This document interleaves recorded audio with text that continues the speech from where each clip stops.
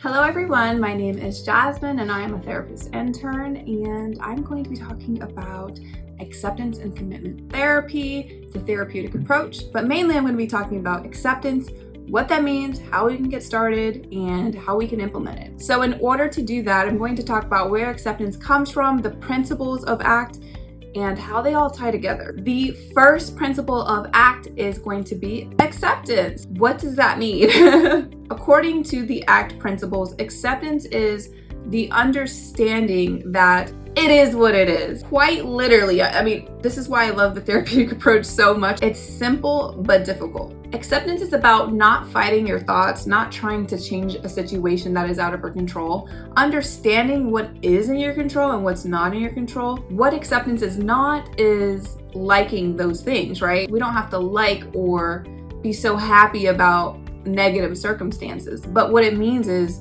we accept that there's nothing we can change about them. We relinquish the control, and I think that's a big part of what acceptance is, and a big part of what anxiety is, right? When I think of anxiety, I think of someone who doesn't have control over things and it really freaks them out. I know because I have anxiety. So I really dislike when things are out of my control. I really dislike when I feel like I can't change something, but it's not my responsibility to do so. For instances where you feel that it is your responsibility, say, we lost our kid or we're fighting for custody, or something where it's like, yeah, I really messed up, addiction, then what acceptance means is I accept the way that things are right now, but I know that I can change them in the future with my actions, and we'll get to that. But I just wanted to throw that in there. So I don't want us to think that acceptance is, giving up and just accepting horrible, shitty circumstances that we can't change. Sometimes things are in your control. I also want to throw out there that the ACT principle, they follow the serenity prayer. I'm not very religious. I understand why they would pick that to follow. So the serenity prayer is, God or a higher power, give me the courage to accept the things that I can't change and the wisdom to know the difference. So they really follow that kind of rule to a T. And just again, I am not super religious, but it makes sense when it comes to the structure of the ACT principles. So number 2 is called cognitive diffusion. I really love this principle or whatever value. ACT is a third wave of CBT, and DBT, dialectal behavioral therapy, is also a part of CBT. So the foundations of most, if not all, therapy come from cognitive behavioral therapy. So DBT actually kind of uses cognitive diffusion as well.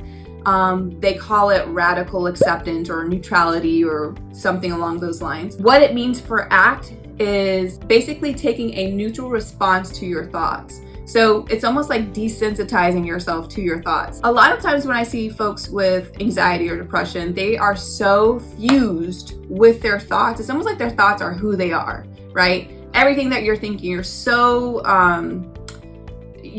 distraught by your thoughts instead of looking at it as an observer.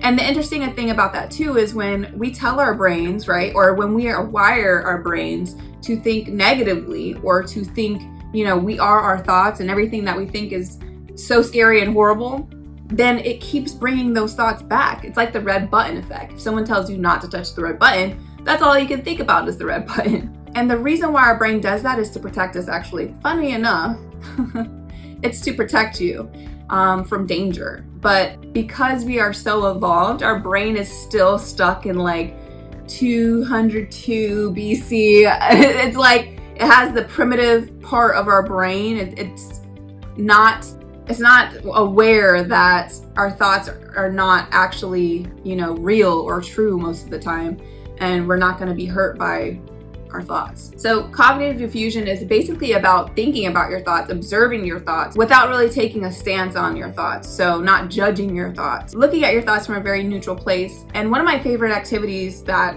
address this perfectly is called leaves on a stream. And it's basically like a visualization or even like a meditative type of activity where you imagine yourself on the bank of a river and you see these logs or these leaves going across the river. On each leaf or on each log, there's a thought, a negative thought that we don't like, right? and we're watching them pass along, and we're not taking any emotional stance to it. We're just seeing it as an observer. And so that's kind of how we use cognitive diffusion. The third principle is being present, which makes a lot of sense when you think about mood disorders and anxiety and depression. We're either in the past or we're either in the future. It's like, no, what's going on right now? What is something you can do right now in this moment to better your life or to better your feelings on something, right? So being present is going to be how we stop worrying. Honestly, stop worrying. When we think about worry, what is worry? It's about thinking about things in the future, thinking about things in the past, things that haven't happened yet, things that may happen. ACT principles is basically saying, accept that whatever comes your way, you can handle. So kind of like this affirmation that I really, really love is, I can handle challenges as they come. Any type of worry that comes up, I can handle challenges as they come. So that anything that thought brings up, any emotion that brings up, what we're telling ourselves is we're gonna worry about that later.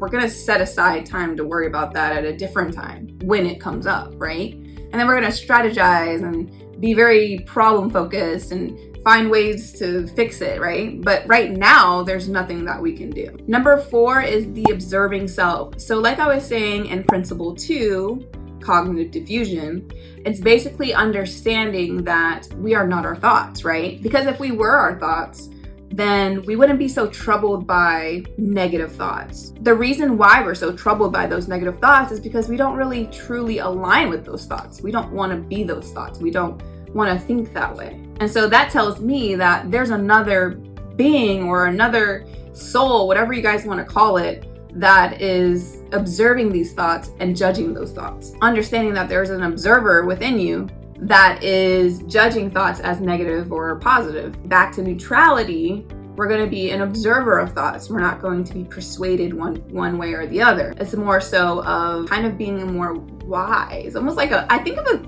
the observing self as like an owl, right? The wise owl. You can't really tell the owl anything that's going to upset it because it's just an observer. But the observing self is curious. It's able to make solutions or resolutions. It's able to decide and make decisions. It's able to look at things from a neutral stance rather than attaching emotion to the thoughts. So the observing self is very important to becoming less sensitized to troubling things or troubling thoughts that we may have. Number 5 is going to be values. So in the past, I used to think values and goals were the same.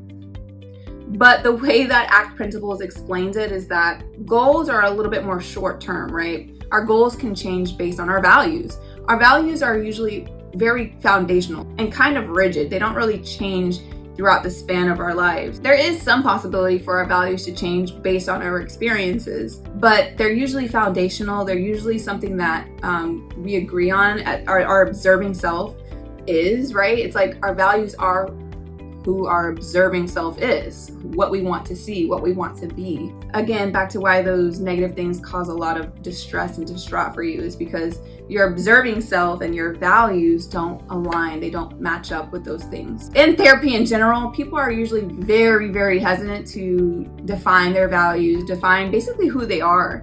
And usually what that tells me is that there's an identity problem. And I'm not saying like gender identity, but what I'm saying is there's a lack of awareness of who they are, right? What they want. They have a tendency to be indecisive about making those decisions, which means we are very attuned to our thoughts, right? Because our thoughts are always and ever changing, but we are not our thoughts. So understanding who you are as a person comes with experience. Sometimes we are held back, whether we didn't have the childhood we wanted or we didn't have the experiences that you wanted to have. We didn't travel. Those things could potentially keep you from exploring those parts of yourself a little bit more. So really exploring yourself. I really like doing like card sorts or value sorts to define what do you want to do, what do you want to be, who do you want to be, right? To see what those values are and making those decisions. The fear, I think, comes from, okay, well, if I make this decision, then I can't go back. But obviously we know that you can make up your mind and change your mind. Say, for example, you tried out a new job, you didn't really like it. Well, you can always change jobs. So again, being that observing self and understanding that things can change, being very flexible. The final and sixth principle is committed action. This is my favorite part of all of this because it really ties it all together, right? It's easy to say, okay, well, just accept how things are. Make values, define who you are. It's easy to say those things, but taking committed action actually shows you and others around you that you're committed to making change. This works especially well for people dealing with addiction or any type of behavioral problems, because they can say all they want about how they're going to make the changes, what they're going to do, but unless we see those committed actions, those steps to do those things, whether it's going to a recovery, going to their meetings, doing the peer support, all these things is how we see that, right? Using that as an example, committed action is basically how we prove to ourselves that we're going to stick to what we say we're going to do. It reinforces the values that we have defined for ourselves. It solidifies that we have accepted the situation and these are the things and the solutions that we can do about it. For people going through issues with breakup, accepting that the relationship has ended, right? Accepting that the relationship is no longer, and taking the steps to have no contact. Or for some people, it's grieving that loss, grieving the loss of that relationship. Committed action. In therapy, that would be the homework, right? Doing the homework, doing the things outside of the therapy session to prove that therapy is actually being effective. As therapists, there's only so much we could do to get a client to the finish line. The client ultimately has to take those steps, right? They have to actually put in the work to get it to work. That's really what I like about the ACT principles, is that it's not just about acceptance, it's about taking the steps to get you there too. Having the committed action, the will to do better, to think better, to change your negative thinking to positive thinking, to try out different techniques, to have the will to just try. So there it is. That is what acceptance is, what the ACT principles are. And I hope you are able to use them and use this video to help you in the future.